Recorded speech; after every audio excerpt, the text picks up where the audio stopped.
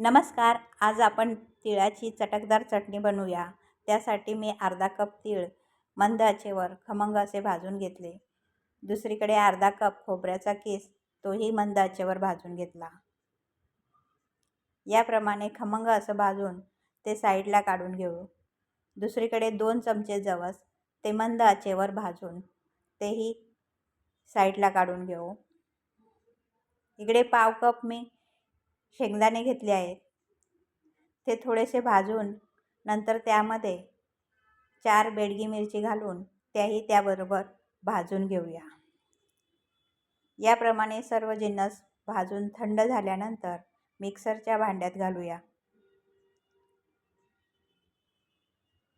यामध्ये चवीनुसार मीठ, 10 ते 15 लसूण पाकळ्या, 2 चमचे लाल तिखट,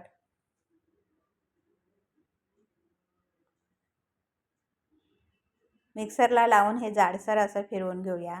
याप्रमाणे चटणी तयार करून शिळ्या भाकरीसोबत ही चटणी खूप खमंग लागते. Thanks for watching.